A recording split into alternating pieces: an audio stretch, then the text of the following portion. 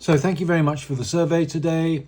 If I get a chance, I'm going to update and edit this video, but in a much shorter form with a focus on a single issue and anything that might be affecting it and some additional information.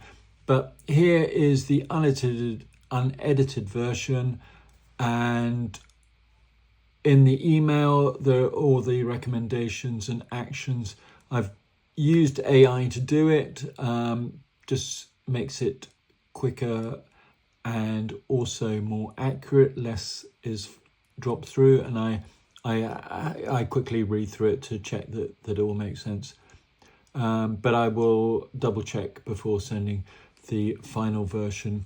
Note, I do the data loggers when I send off the final version. So thank you very much, and have a listen. Looks like it's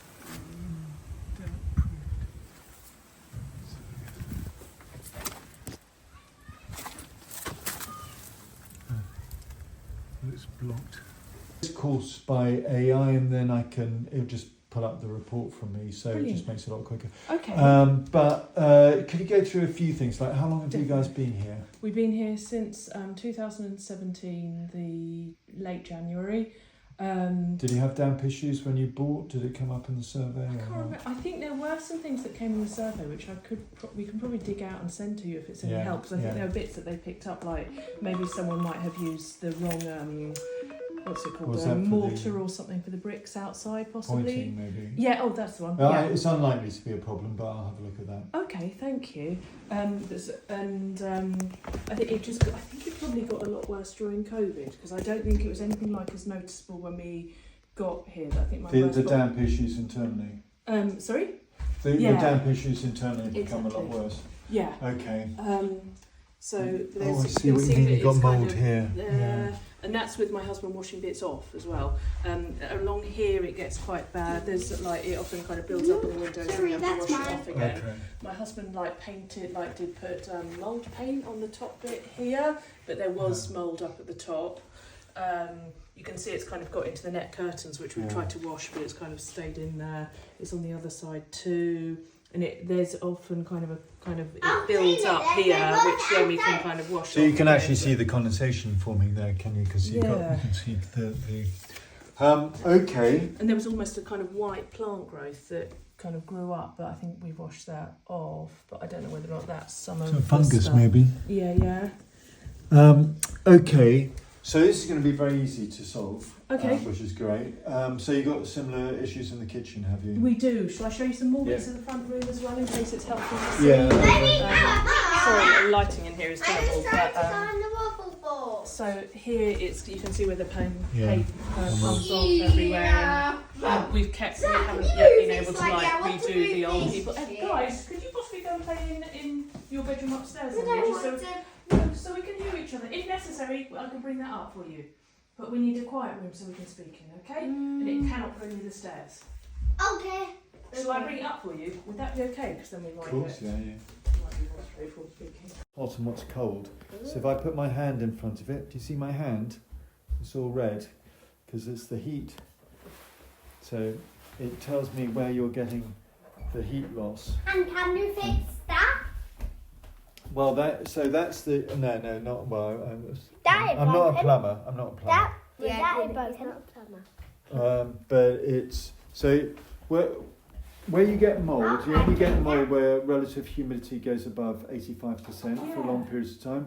Relative humidity is a measure of air's capacity to hold moisture. Yeah. So the warmer it is, the more moisture you can hold. Like in the summertime when it gets really hot but humid during the day. Yeah. And then at night, when the temperature goes down, so that vapour that's in the air reaches the air's capacity to hold moisture because the temperature's gone down, and you get dew on the ground, and that's called the dew point. Okay. And now I put it away getting cold. And so it's a function. So what I'm going to be getting you guys to do is to focus on the dew point. You can see it on the data loggers. Okay. And roughly 3 degrees above the dew point is what you've got the mould point, and that's where you've got the risk of mould growing. Okay, right. But I'll explain that later on. Okay. But I'll now collect the data loggers together, and you can see your daughter in infrared. Yes. Cool. Okay. Very good. You So I've used a thermal camera to illustrate where the heat loss is. This time of year, it's difficult to see the heat loss as much as you will do in winter when it's really cold outside. When you've got more than like 10 degrees centigrade difference in temperature, you can really see it much better. But the reason that you get mould and condensation in behind sofas is threefold. One is because you've got excess vapour in the first place. So that's the primary cause. Okay. That's always the main issue. Secondly is because vapour moves through diffusion like smoke. So the vapour will get in behind the sofa because it's getting in through all the sort of holes, gaps. But thirdly, you're not getting the heat from the radiators in behind the sofa. Yeah. Because air moves through currents and currents get blocked, and so you're getting high humidity on the wall because of the sofa. Yeah. So obviously the primary solution is to deal with the vapour, and I'll look at that in the ventilation and that aspect. The secondary thing is to consider your heating, where your heating is relative to the sofa, and just some simple things like bringing the sofa away from the wall will dramatically increase the airflow behind the sofa. Brilliant. Or you can insulate, and we'll look at insulation later on. Okay, thank you. So even though the primary issue is the condensation, excess vapour, should I say, you can reduce the risk with insulation. So this is an example. This is Space Thumb. This is actually very expensive. You can get much cheaper versions. I mean, just something called thermal lining paper will go a long way to solve the problem. And I'm guessing you'll want to update the wallpaper at some stage. And that will help a lot. Remember that if you've got a long flank wall, you're going to get a lot of heat loss there. Yeah. Plus you don't have the radiator anywhere near that wall. So this wall is going to draw out a lot of heat. Okay. I'm guessing this is what, 50s, 60s, 70s maybe, a house? When it was built, or when it was, I think it's like 1923. Oh, is it? Oh, is it? Oh, interesting. Well, in which case it's probably before cavity walls. Do you happen to know if it's cavity wall? I don't think it is, but I'm not You can tell. I'll have a look on the outside. But if it is, you can obviously cavity wall insulate. But there are lots of downsides to doing that. And anyway, that's not the root cause of the damp issue. Right. Okay. But there is a type of insulation which is probably what I would do in this case, and that's the thermal lining paper. Okay. It gives you an extra like 2 degrees centigrade, which will reduce your risk of mould by probably a factor of 50. But it doesn't solve it, but it's going in the right direction. Right. Okay. And it's actually better than anti-mould paint and the like. Yeah. Because it's obviously giving you some insulation as well. Yeah. But this whole wall I would probably do in that. I mean, this is more expensive. This would cost you like a couple of thousand, possibly more. Right. Okay. Whereas the lining paper will cost you, if you do it yourself, you're probably talking about an extra £100 on above anything else that you might do. Right. Okay. So worth thinking about. Because I don't know if it's worth mentioning, but like in the nearer future, we're hoping just to redo this room because it's horrible, and but not like anything major structurally, just kind of cosmetically making. Well, it nice, that would be the thing to do then. And then, like in the kind of further into the future, we want to kind of Extend redo the whole out, downstairs, go back further into the garden, brilliant. etc. The key thing in the kitchen is you got no extractor fan, Mm-hmm. which means that roughly half a litre per person per day. Sorry, a quarter of a litre per person per day is generated through cooking. Right, okay. So that's four of you. So that's 1 litre that's not going out of the house. Right. And what it's doing is it's finding its way to the cold wall. Okay. And I'm guessing you keep this door open when you're cooking because you want to communicate with. Yeah. Yeah. which means that any vapour in here is going to go out. I mean, in the short term, what you can do is cook with tops on pots and pans, and keep the door closed particularly when it's humid. I mean, I would say that entering in the house, it did feel more humid than outside. Yeah. So it does feel like there's excess humidity. But anyway, keep the door closed, window open, and cook with tops and pots and pans, and that will help in the short term. But longer term, I would put a vent out there. Okay, right. And drying clothes internally, we all do it. But the reality is the actual weight in wet clothes is water, roughly half a litre per person per day. If you wash your clothes every day, which as in used clothes. So you just have to recognise that 2 litres per person per day is generated by us, and if it doesn't go out, it'll find its way to the wall. Yeah. So I'll work with you to come up with practical solutions, but that's a dehumidifier is actually a very simple solution. You got one, but it's not very. It's a little bit broken. It helps. It does help. But I'd say it's not big enough though. It's a 12 litre one. Okay. It should be 20 litres Okay. per day. Right. When you're away, you should also keep it running. Okay. Less so in summertime, but in winter you want to drain it. Okay. You have a drain on the back, and you're hesitant. Because we have inherited all the electrics from the old residents, and they're a bit dodgy. Like if you plug things into there, sometimes they fizz and things like that. Which is why we don't usually leave it on overnight and going away. I pulled the egg out. Plug it, even though I know. And the egg in the bin. But I mean, a lot of people say they are concerned with sort of fire safety and all of that. But I would say that if you're happy to leave your fridge on, then you should be happy to leave your dehumidifier on, because. That's true. Yeah. But if it's the specific socket that's the concern, oh look, you've got lots of.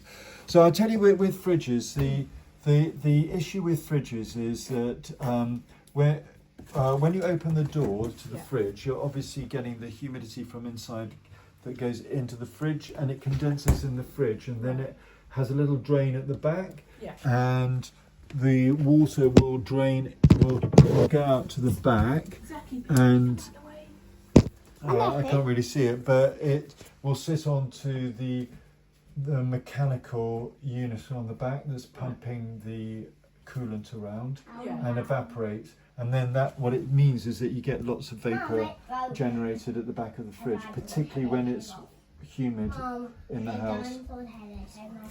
So it's not that ideally you don't site it next to a cold wall, right? But we all have to put fridges somewhere sensible.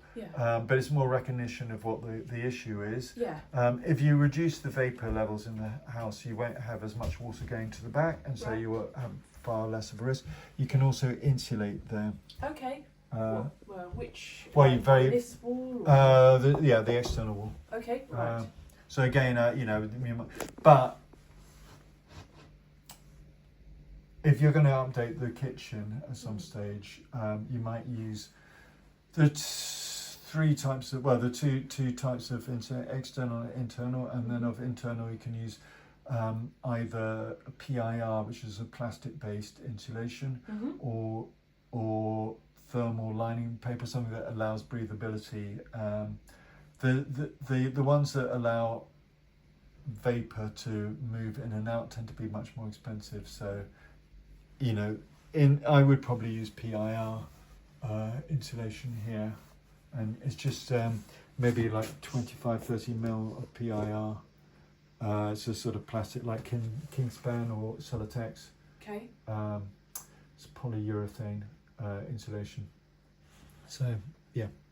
In terms of environmental friendliness, I can't particularly comment, but being insulated goes a long way to improving environmental friendliness. Okay, cool. And not having a wet wall helps, because a poorly insulated wall is letting out a lot of heat. Okay. So there are balances that are offsetting, and Oh, okay, it's on your neighbour's side. Do you think I can knock on the door and have a look? Yeah. Looking at the outside, there's a certain amount of plant growth here. I wonder whether we're getting gutter leaking.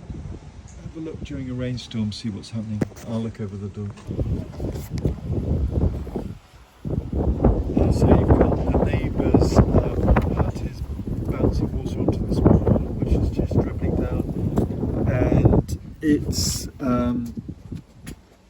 and it's sort of keeping water against the wall for longer than it would do if the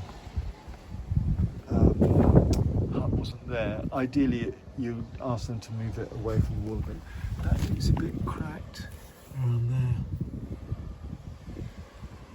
So, as I said earlier, this looks partially blocked, but actually I don't think it's too blocked. Let's have a look.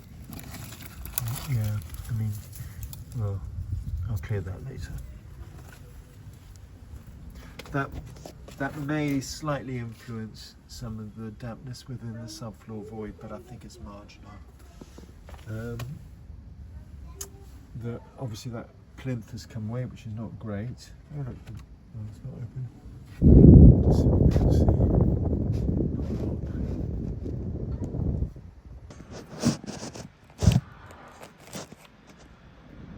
To say that they've got something up against it, which is not great. To explain, this isn't the primary cause, but it's not going to help them. So rainwater will obviously bounce onto the wall. Yeah. It will pour down, and because things are blocking the airflow. Right. That's for. I put that up very rapidly because it annoyed me, and I just slammed it up. I could do something about that. I could probably put guttering on the back of that. Yeah. Yeah, I could probably put gutter on the back. The plinth is obviously broken on their property, and it's worth thinking about, but it's not going to make a vast difference. And obviously, the more that you have things up against the wall, it's going to stop the air from drying it out. And I'll get this moved. That's simple. It should have been moved ages ago, but as I say, not you yourselves, but somebody who's literally up against it. Not that it will offend from my time, but in 20 years. Okay, but yeah, I mean, if you want to move that lump up, do you want me to move this so you can look down there? I've been able to look already. I've seen it from the other side. I mean, there's nothing, but it is greener down there, and you can see there, it's green. Do you see it like that? I mean, relative to over here, it's greener. So. Right, water's getting down there, and it's because it's shaded by this. It's not drying out, and a wet brick reduces the insulation and increases the risk of condensation and mould. But as I say, it's a secondary thing, but all of these things will contribute. So yeah, I think it would be good to. Be nice to your neighbours. Yeah, I know. Well, that's very good of you. I mean, I'll get rid of this. That should have gone ages ago. I just can't find anybody who wants it. I'll just put it at the front and somebody will take it. Okay. That's easy. Okay, perfect. The shed, thanks. It will take me a while. Okay. I can't move it. I would. I think guttering. You could even.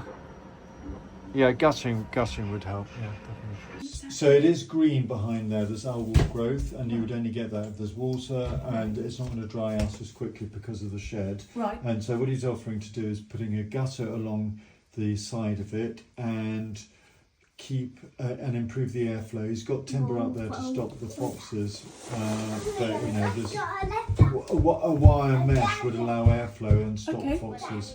Right. Okay. But he's also moving this. It wasn't a bicycle. It was like just a cover over a table, I think. Okay.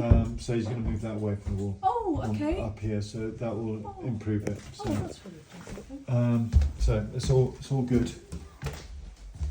And so that will reduce the risk here, and also keep the sofa away from the wall. But the primary thing is the vapour, so let's look at that now. What's that? Just press the green number. Oh, right here, this one? 22, yeah. And then that's synchronising it, so it's pulling the data up. Okay. It automatically recalibrates all the data so that it's updated. It takes about a minute per week of data. Right. Okay. So what I'm going to do in the first instance is get you to send them to me. I'll put it up on a website that's created for analysing it, and then you can do it yourself in the future. But I'll just show you how to do it, and then you can do it yourself. The key thing to do is it shows the dew point, but dew point here, so that's 16.8, and you always need to make sure that that's above the outside temperature. Right. Okay. If it's not, you have a risk of mould and condensation. Right. Okay. And you do that by increasing ventilation and or dehumidification. Okay. So if you press the calculator sign, top right, and press the export sign, top right,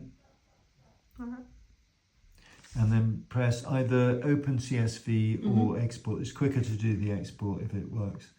And then just send it to simon@dampsurveys.com. So the mould on the side of the fridge is exactly the same issue, but it's exacerbated by being a fridge. Okay, because as you open the fridge door, so the vapour from inside goes into the fridge, it cools down and condenses within the fridge, goes into the pipe, and then it's redistributed out of the back through a drain that goes onto the mechanism that cools the fridge, and that creates localized vapour, and that vapour gets trapped in behind the fridge. Right. Okay. So you're supposed to have the fridge a certain distance away from a cold wall. Yeah. You can insulate it, but reducing the vapour is the primary thing. Okay. Reduce the amount of time if you can. As a family, it's always more easily said than done. But the time that the fridge door is open. Yes. It's a long time. Someone will just pull the fridge door open. And then it's like a gallery, which it is obviously not. Well, no, but also when people are putting things away from after shopping, they maybe leave the fridge door open for a long period of time. Yeah. You just got to remember that the longer it's open, the more vapour that's going to get in, and more condensation is going to take place. Fine. And making sure the seal is all done. I mean, it looks okay from that point of view, but most of these things are very simple solutions, but it's the net effect. But keeping this down, this dew point down. So, as a very simple explanation, dew point is a measure of the amount of vapour in air. Right. So the higher the dew point, the more vapour that's in air. Okay. Right. It's also a measure of the temperature where condensation takes place at. But if you're ventilating a property continuously with the windows constantly open, you'll be replacing the internal air with the internal vapour, with the external air with external vapour. Yeah. And because the dew point is also the temperature where condensation is taking place at, the outside air can never be above the outside temperature, because otherwise it would condense and rain. And rain is essentially condensation. Yeah. And when it's raining outside, the air has the external dew point. So as you blow air out, you're replacing it with air that's on the outside with the external vapour. Yeah. So the three things that come out of that, one is that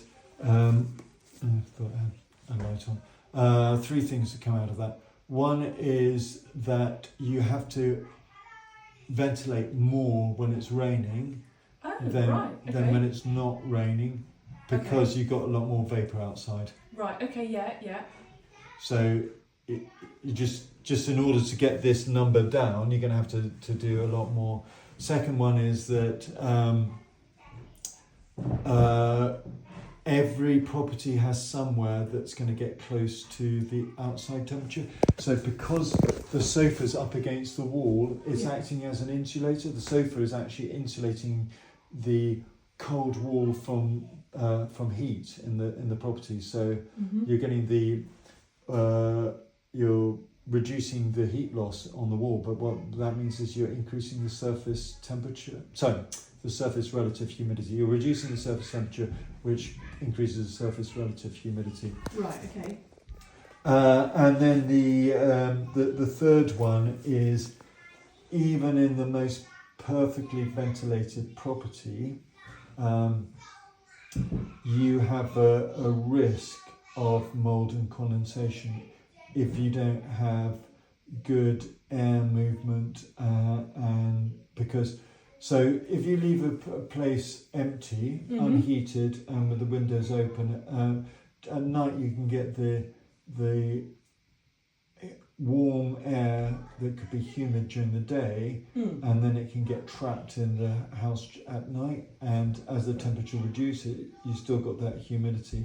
So that's why you often get mould growing in old properties that where they're unheated properly. Right, okay. Or vacant properties, should I say, where they're unheated. This is a passive vent, and there are arguments both ways, but the problem about being a passive vent is that when it's not windy outside, you get very little airflow through them. So I often go to properties where you've got a big circle of mould around the vent, because it causes localized heat loss, and if you're not getting the airflow, then it can, it can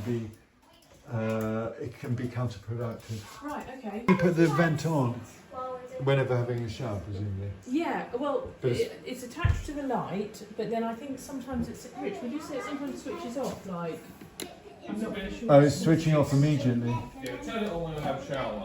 It's meant to trigger, I think, when there's a certain amount of humidity in the room, but I don't think it's working as it's meant to at all. I'll have a look. I might be able to adjust it. Okay, cool. I mean, this will. So the problem you have is excess vapour. Right. And it is cumulative in the house. Upstairs, because vapour or H2O is lighter than O2, so vapour tends to rise, which is why clouds are up in the sky rather than down. But it will also it will affect, because vapour moves through diffusion like smoke. So if somebody was smoking in the bathroom, you would soon be able to smell it downstairs, especially if the door's open. Do you tend to leave the door open or closed? Well, the bathroom door, I think closed when we're having a shower, but then Open after. open after. Ideally, you should keep it closed after you've had it, so the vapour goes that way, and keep the vent running. And you can do that by just leaving the light on. Okay. But I'll just see whether there's anything that can be improved on it as well. And I'm just going to measure its performance. I think that's what we usually... Yeah, but you should be able to do it with a extractor fan as well. Okay, right, okay. Again, it depends on whether there's wind outside. Oh, right, okay, fine. The problem with windows and I was going to say you don't have any trickle vents, but they're not brilliant trickle vents. It's better to just slightly crack open the window and manage vapour reduction that way. Okay. There's a lot of noise being made, but it's only actually extracting about 4.7 litres per second. It should be 15. I'll have a look to understand why. So I'm just using this damp meter, which I recommend you get to just test for dampness. Actually, it's not too bad. It's actually relatively dry. It's been dry like this. So there must have historically been a damp issue here.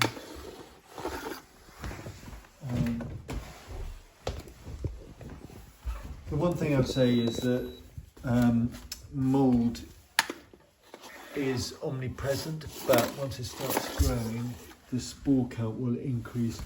So you could probably say it's dampness around there, and I think that's the partially blocked drain. I'll try and unblock it. But yeah, the spore count will increase, so you want to just try and get rid of it. Obviously by doing all the things I recommend. But in addition, you might use a filter. Actually, a good dehumidifier acts as a filter. You want to have one with I can't remember the name off the top of my head. HEPA filter. So I've taken the fan out. It's got a backflow shutter, which I think is probably the problem. You don't need it because you've got a shutter already. Also, a little bit too much. So I'll cut this back. That should speed up the flow. You can see how dusty it is inside. I'm going to clean this out and that as well. as the blades become dirty, they become far less efficient. So I'll just clean those. The fan was working at roughly 20-25% of what it should be. Oh, okay. Primarily because it had this backflow shutter, which is unnecessary. Oh, right, okay. Because you've already got blades outside that stop air. It's to stop wind blowing vapour from the bathroom around the house, but Okay. you don't need this. So I'm going to remove it. Okay. And that should reduce the risk of the... So what can happen is backflow shutters can get blocked, Right. especially if you have plastic flexible ducting, which is what you have. Right. If also your ducting is too long, Right. so I'm going to reduce the length of it. Okay. And I've cleaned it. So in combination, that should solve the bathroom problem. Oh, great. Thank you very much. Thank you. It's okay. Explain everything to video, and then AI can do the work for me. I need to clean that up, but it needs to be taut. It needs to be 90% taut. Otherwise, you get lots of eddies formed, and it contracts, and it becomes thinner, and it's less efficient, dramatically less efficient. We've got up to 16.1. Wow, what a difference. So that's more than the required 15. Really good. There appear to be 3 different ways of setting it. So there's these, and that seems to be set up so that's up and the rest are down. That little white thing in the middle is up and those are all down. So that's in line with what they're recommending. This one is a jumper. You can have it the other way around, so we'll try that. And also you can have position 1 or 2. So we'll try that if the others don't work to get the overrun. I tried changing the jumpers as instructed, but it actually just turned it off. What I'm doing is I'm moving from this input to this one, seeing if that works. So this was in 2 and I'm just going to put it in 1.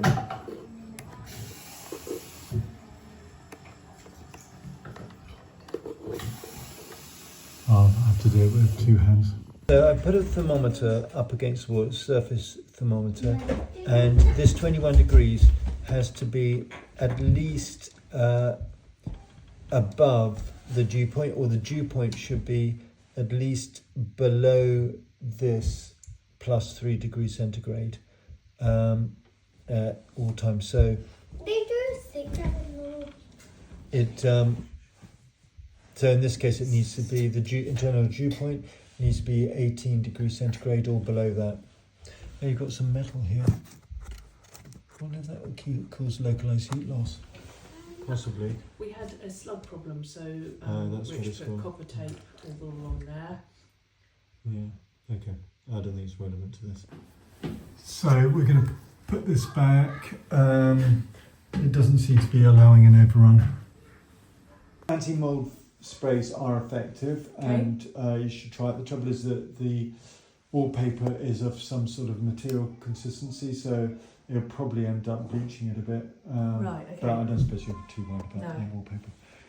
But I would look to replace it. But you don't necessarily need to, but you clearly have an area of weakness because you've got a lot of different things going on, but the primary issue is the internal vapour. Right. You've also the sofa up against the wall, so even with that would be a challenge. So there's probably a metal pillar in there that causes localized heat loss. You've got some metal down there that's increasing the heat loss.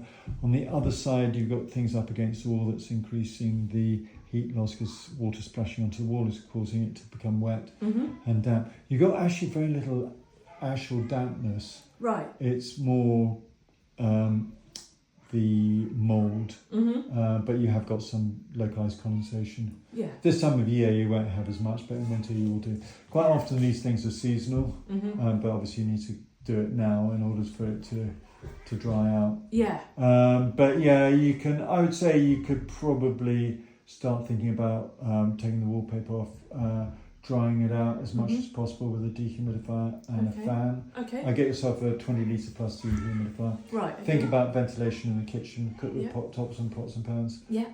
Close the door and open the window if it's humid. Okay. Monitor it and then you should be fine. Okay.